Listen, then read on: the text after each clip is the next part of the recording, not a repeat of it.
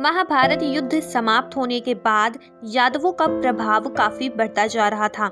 समय बीतने के साथ साथ गांधारी के श्राप का असर दिखना शुरू हो गया था। यदुवंशी आपस में ही संघर्ष करने लगे थे। एक दिन सभी यदुवंशी में सागर तट, वर्तमान का सोमनाथ मंदिर के पास आपसी विवाद के कारण भयंकर युद्ध छिड़ गया। कुछ समय में विवाद के कारण सभी यदुवंशी काल के काल में समा गए। इस स्थिति को देखकर बलराम जी बेहद दुखी हुए और वहीं सागर तट पर बैठ अपना देह त्याग कर लिया और क्षीर सागर में चले गए।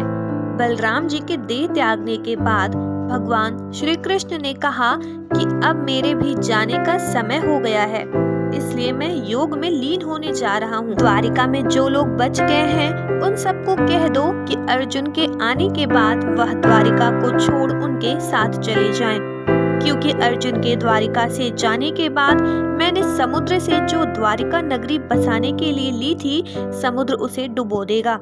इसके बाद श्री कृष्ण योग में लीन हो गए और जरा नामक शिकारी ने भगवान श्री कृष्ण के पैर को मृग की आंख समझकर दूर से बाढ़ चढ़ा दिया। बाढ़ के लगते ही भगवान श्री कृष्ण अपना देह त्याग कर बैकुंठ चले गए। जब अर्जुन द्वारिका पहुंचे, सब हाल जाना तो यदुवंशियों को पहचान कर उनका अंतिम संस्कार किया। अर्जुन ने श्री कृष्ण की पत्नियों को उनकी मृत्यु के विषय में कुछ भी नहीं बताया था। वह भगवान श्री कृष्ण की पत्नियों सहित उनकी संतानों और द्वारिका में जीवित मनुष्यों को लेकर अकेले ही बड़ी सावधानी से इंद्रप्रस्थ के लिए निकल पड़े। के पास द्वारिका की अपार धन संपदा थी। मार्ग से गुजरते हुए फिर जो कुछ हुआ, इसकी उम्मीद न भगवान श्री कृष्ण की पत्नियों को थी और न ही अन्य लोगों को। उनके साथ क्या हुआ आगे जानेंगे। इससे पहले आप हमें कमेंट में जय श्री राम लिखें। रास्ते में अभीर वर्ग के लोगों ने इतनी महिलाओं की रक्षा के लिए एक योद्धा को उपस्थित देखकर उन पर आक्रमण कर दिया और श्री कृष्ण की पत्नियों सहित सभी को बंदी बना लिया और उनका धन लूट लिया। जिस अर्जुन ने पूरे महाभारत युद्ध में अपने विरोधी के पसीने छुड़ा दिए थे, वे भी उनकी रक्षा न कर सका।